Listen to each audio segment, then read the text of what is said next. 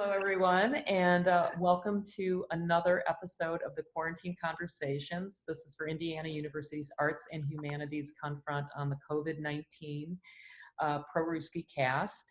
And I'm interviewing artists and today musician in their responses to the pandemic and what creative responses are happening and what were also not perhaps happening. So today it's my pleasure to introduce you to Fedor Begemot Lavrov, and he is a musician. He is known as one of the original Len Punk musicians from Leningrad of the Soviet Union. And he's also a composer and a music producer operating in Russia, and I would say also in Europe right now. So I will let him take it over. And I'll just put in a plug that we will be exhibiting some of Fedor's archives from the Len Punk scene this November in the Wells Library. And more to come on that. Okay, so with that, I'll hand it over to Fedor. I'm gonna ask a few questions, and thank you for joining us. So where are you right now? Well, let me first say hello to everybody. I'm really happy to meet you, Andrea, and meet all the audience through you, because it's a pleasure to me. It's my privilege. I am in Budva right now. I'm staying in Budva, Montenegro. If you know the country, if you ever been here, yes, everybody knows that there is a country called Montenegro. It's close to Italy. It's close to Balkan. It's at the Balkan, in fact.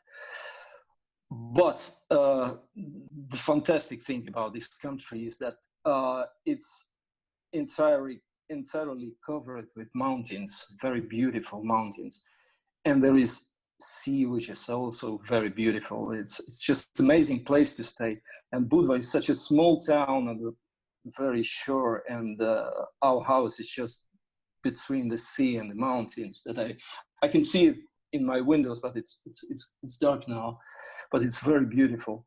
And when we came here right before the coronavirus caught the Europe and Russia, we were so fortunate, so lucky to escape from Russia right before everything started. We came here, it was in the early March, and we took a car to go across the mountains to explore the place. And we saw the snow. That there is no snow in Russia anymore. As far as I know, that winter was went without snow at all. But there was snow, beautiful, fantastically, just fell down. And it was so amazing, for us. It was in March. Yes, and it was so hot down by the sea side. It was really, really hot, and it was rather cold, and people were going to ski. Okay. It was so crazy to us, So we decided to stay here for as long as we can. And this is, I believe that it's the first place where I felt myself so comfortable. So I realized that I don't want to run anywhere anymore. I just want to stay. Finally, I want to stay somewhere, settle down, and have something to do. And fortunately, I have this sort of work that I can do online on the remote.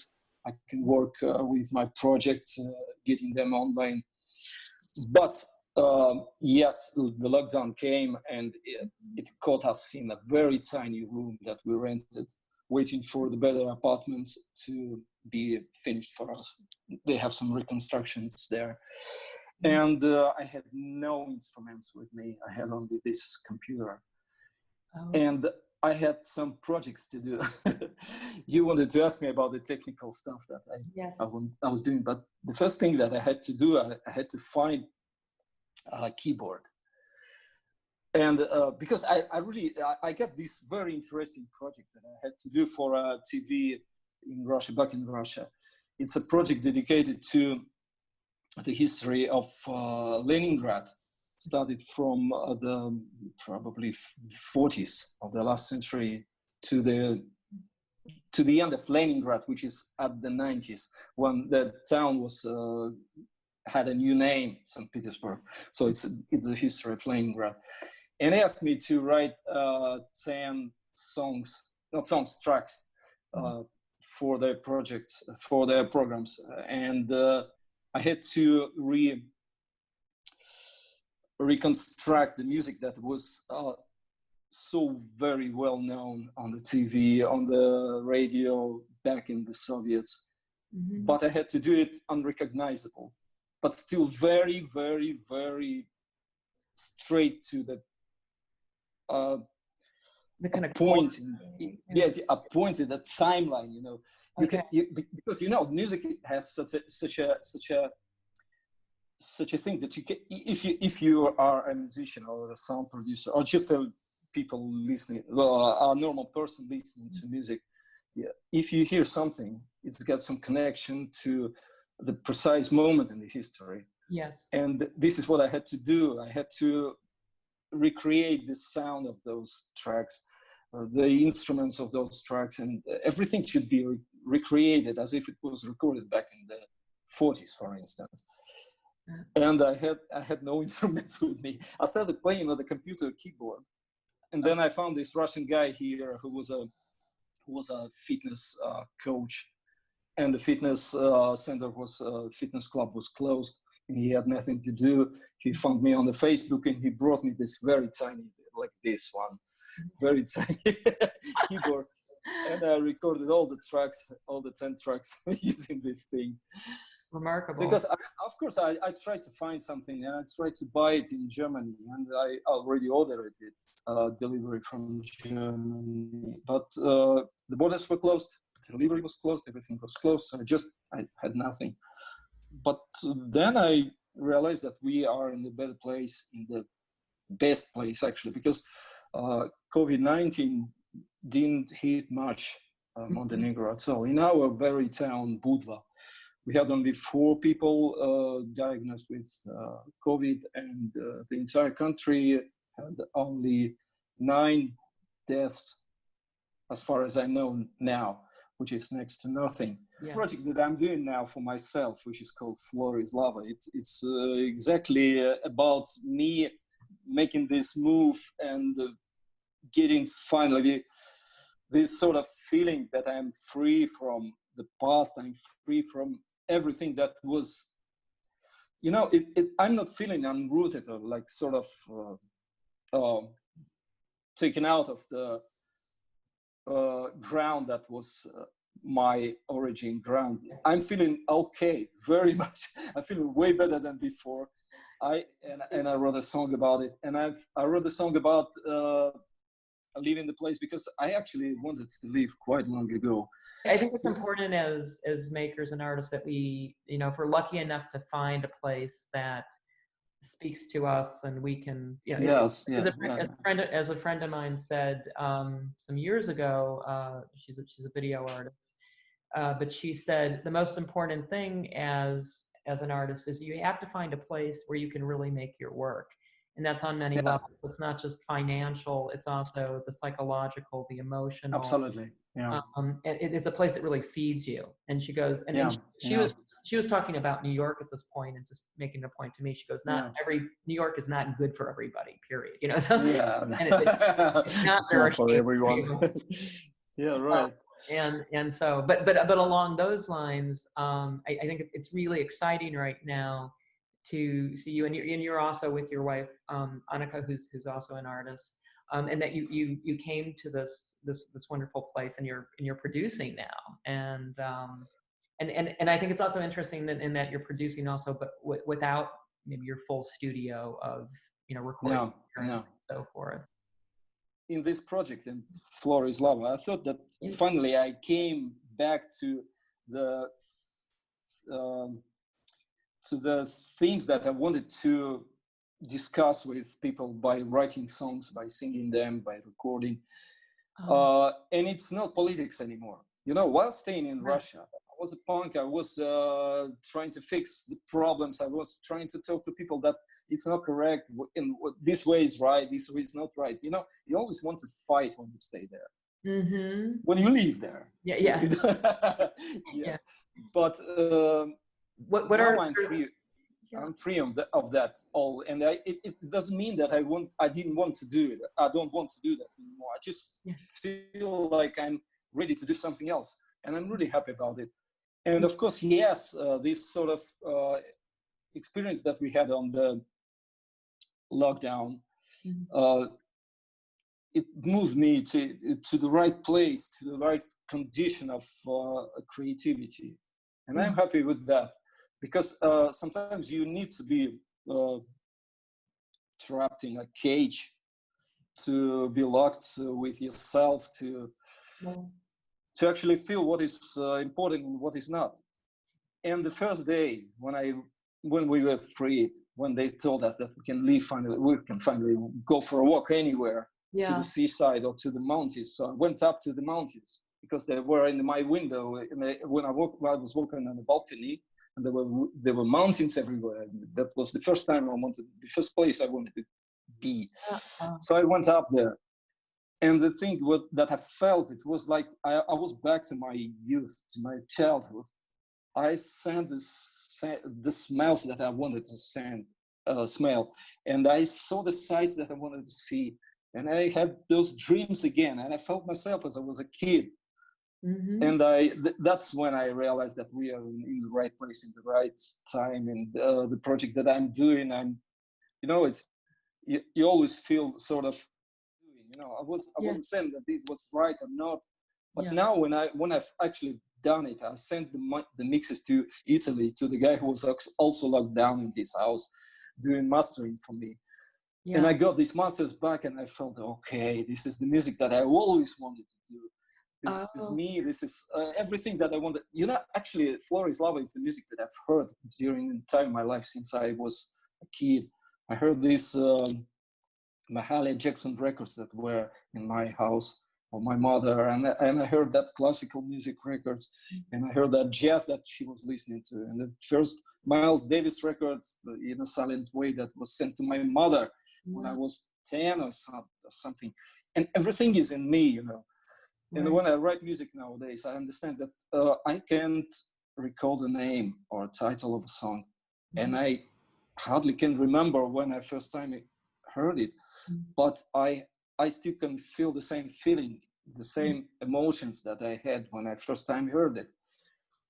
And sometimes I don't understand, I don't actually realize if I borrow something or if I just pay credit to something else. But this music it's like Paul McCartney said it better actually than me. He said that it's the music that fell on him and he just passed it through him. So it's the same thing for everybody, for every music creator. I believe it's the same. So Floris Lava is me now. That's just so absolutely that's such a beautiful thing to hear, especially in this time. I'm wondering with that, like, what are some of the themes that you're working with that, and because I know, like, in the past, I would say that you were a little bit of in Russia, a little bit of a provocateur. There was definitely like a kind of like, there's a little political edge in some of the work too, of course, being punk. But what are there new themes or themes that you've returned to? Again, as you said, sort of like connecting back into your past, to kind of, I would say it sounds like a very like a true and like pure experience with music again. And I'm still a DIY music recorder. I'm still doing the same thing in a tiny room, having what I have in hand.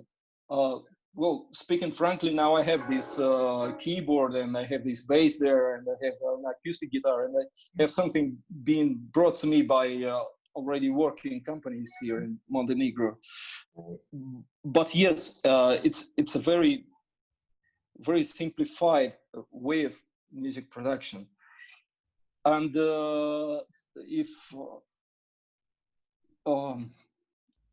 if I try to describe the style of this music, it's just what I can do with this. If I have a bass guitar, I can play it, okay. If I don't have it, and if I don't have, for instance, if I don't have any percussion, sometimes I record these sounds. I just record some Foley records, some whatever I hear. I have this little thing. It's the only thing that I brought here. I used it. It's a Zoom recorder, which is good for. It's got 2 microphones. It's got it records stereo, so I can go out. I can go to the forest, record whatever I want to record there. I remember when I still had my car, I recorded some sounds of this car, and I used it in my records because they were percussive. I was pushing the button of the window, and basically it gives me some additional feeling of the records that I've done. It's got some connection to the place where it's been recorded or thought of, or maybe I don't know, passed something, and I remember about it. Maybe somebody who would be listening to this song wouldn't mention it at all if he doesn't understand what's going on. But this song still provides some sort of. So you're adding this kind of, I'd say, texture to your work. Yeah, it definitely adds a lot of texture. By the way, that stool, that chair Annika was sitting and playing her video games in the room that we were locked down, it had some cracking and terrible sound. Actually, it was all broken. So I recorded it and I put this sound somewhere in a new song. I'm recording a new bunch of songs now, and I think I'm gonna finish it. You know, I finished 7 songs of this project already, and I'm looking for a label deal because for entire my life I've been independent. I've been unsigned, and it's the first time that I actually feel myself so strong and so self-assured. Predictions, or how do you feel the COVID pandemic is affecting music and coming out of it? What do you see happening? Well, maybe it's my own personal feeling, but I feel that music has already become more important for people than it was before pandemic.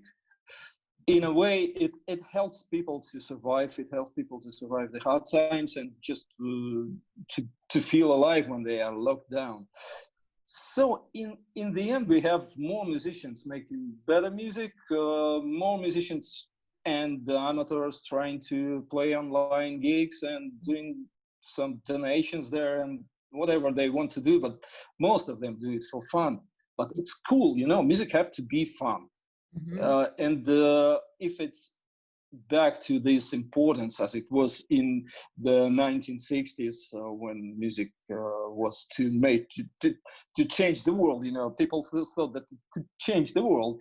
But now I can actually say that probably it has changed the world now.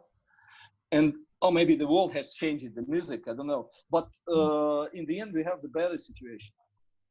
Very good records. Just I'm finishing it for a band from Moscow.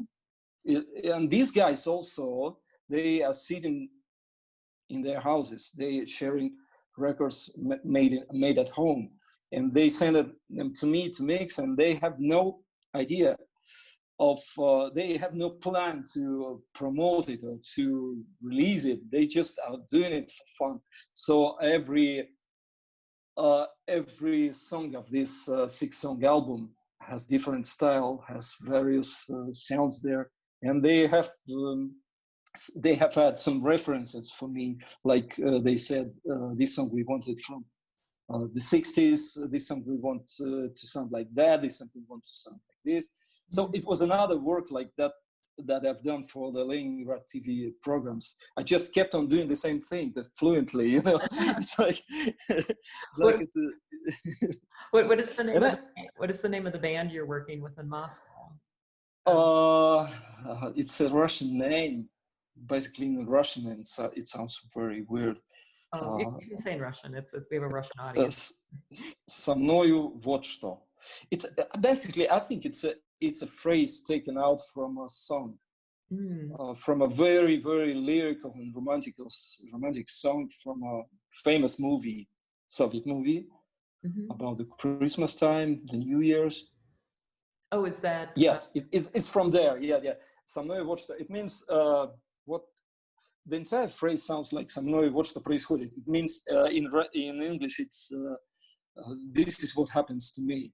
Mm-hmm. But they cut it. They took a part of it. So I don't know how to translate. This is what. But is the film reference is what is the film reference? Is it about the?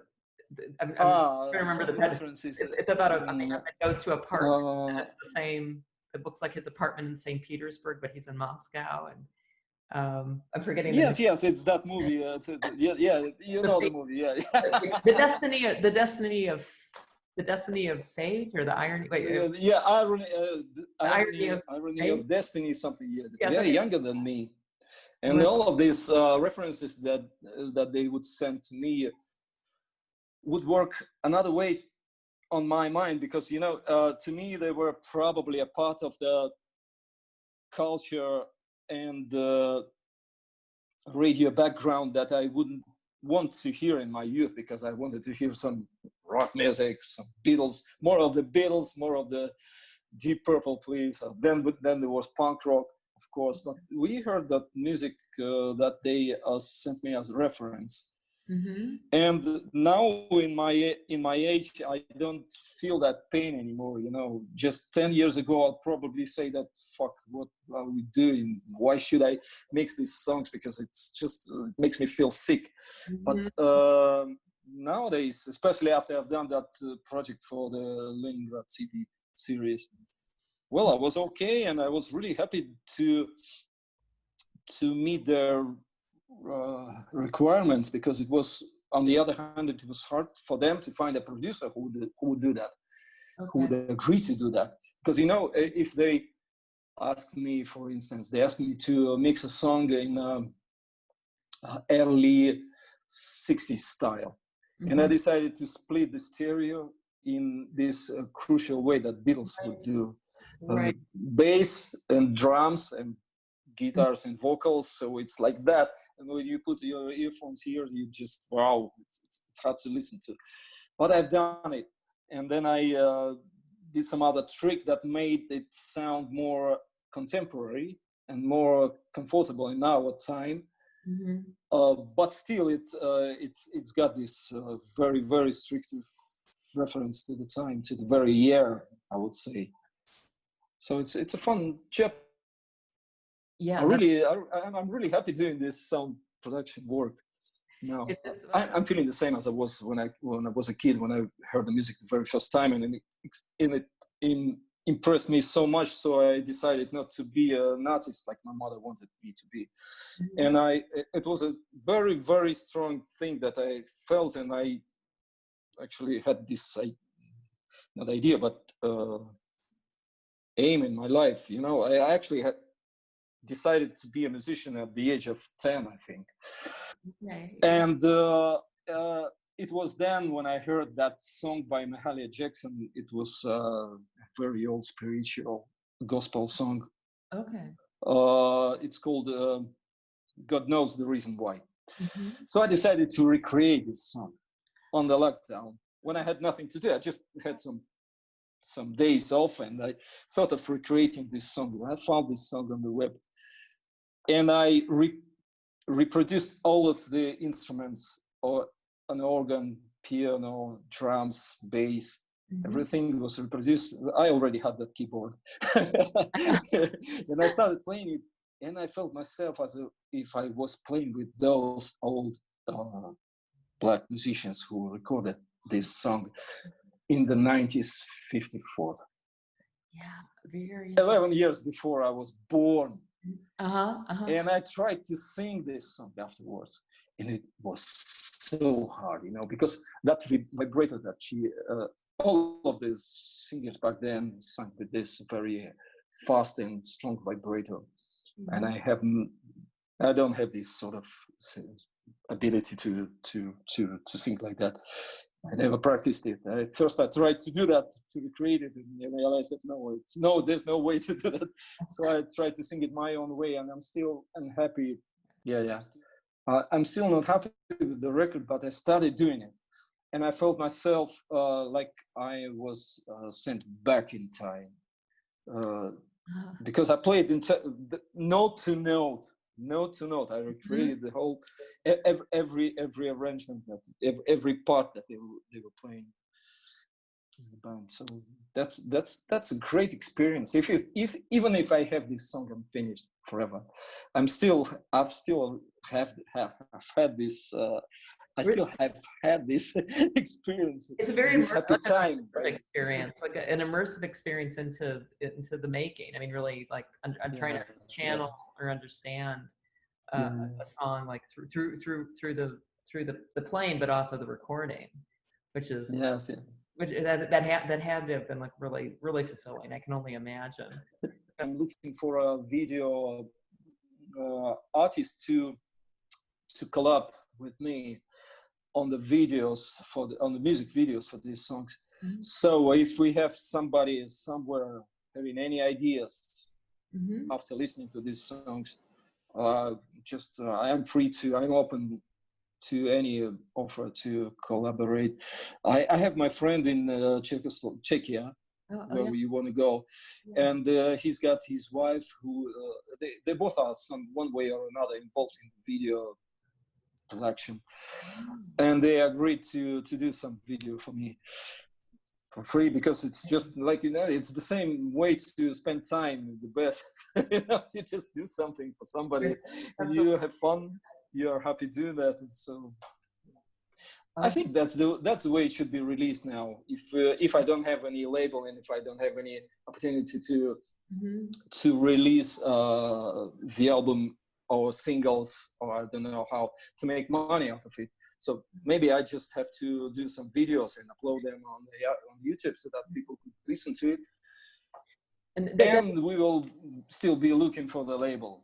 Yeah. But then I would be with my video production friends here, maybe some other musician, because I want to start playing live. Of course, I want to find some Montenegrin musicians here to start playing with them. I need a drummer, maybe, I don't know who else will there be in this band, because it's an electronic band, first of all. I just have to applaud both of you and Annika for this really, again, this very auspicious and wonderful landing. And thank you again for sharing with us your current projects and your creative practice today, Fedor. Oh, thank you for inviting me for this interview. Thank you for waiting for me until I would be ready for that, because I was